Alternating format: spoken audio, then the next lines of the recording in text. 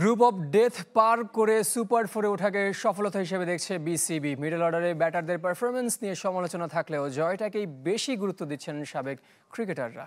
শ্রীলঙ্কাকে series হারানোর অভিজ্ঞতা super ফোরে কাজে লাগানোর পরামর্শ তাদের।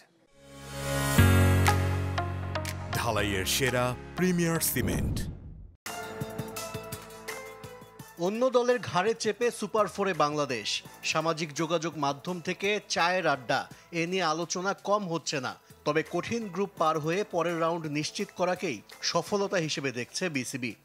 আমরা হংকংকে হারিয়েছি, আমরা আফগানিস্তানকে হারিয়েছি, শ্রীলঙ্কার সাথে আমরা হাফ অ্যান আওয়ার খারাপ খেলেছি বলে আমরা হেরে গেছি।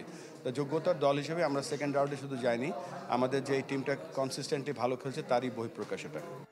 এশিয়া কাপে যে ব্র্যান্ডের ক্রিকেট খেলেছে বাংলাদেশ তাতে অবশ্য মন ভরেনি কারো। ডট বল হচ্ছে অনেক, মিডল অর্ডারে প্রত্যাশা অনুযায়ী রান তুলতে পারছেন না ব্যাটাররা। যদিও খেলার ধরনের চাইতে জয়কে বেশি গুরুত্ব দিচ্ছেন সাবেক অধিনায়ক হাবিবুল বাশার। ব্র্যান্ডের ক্রিকেট খেলার থেকে জয়টা আসলে মূল ব্যাপার হয়ে থাকে। সেক্ষেত্রে অনেক টিম অনেক স্ট্র্যাটেজি গ্রহণ করে থাকে। আমাদের ডেফিনেটলি ব্র্যান্ডের ক্রিকেট খেলার প্ল্যান আছে, বাট নট নেসেসারি যে কোনো একটা টুর্নামেন্টে সেই ব্র্যান্ডের ক্রিকেট খেলার চেষ্টা করতাম। সুপার ফোরের প্রথম ম্যাচ শ্রীলঙ্কার বিপক্ষে, যাদের কাছে গ্রুপ পর্বে হেরেছে টাইগাররা।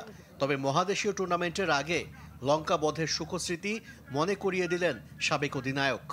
শ্রীলঙ্কা দলটা আমাদের পরিচিত। আমরা এই টুর্নামেন্টের প্রথম ম্যাচটা হেরেছিলাম, কিন্তু তার আগের সিরিজটাতে কিন্তু শ্রীলঙ্কাকে আমরা হারিয়েছিলাম। আমরা একটু ভুলে যাই খুব দ্রুত, আগের সিরিজে শ্রীলঙ্কাকে জিতেছিলাম। তো আমরা জানি তাদের গেম স্ট্র্যাটেজি আমরা মোটামুটি জানি। আফগান ম্যাচে 4 বোলার নিয়ে খেলার ঝুঁকি নিয়েছিল বাংলাদেশ। তবে সুপার ফোরে কোনো ম্যাচে তার পুনরাবৃত্তি চান না বিসিবি সভাপতি। আশিক রুদ্র, চ্যানেল 24, ঢাকা।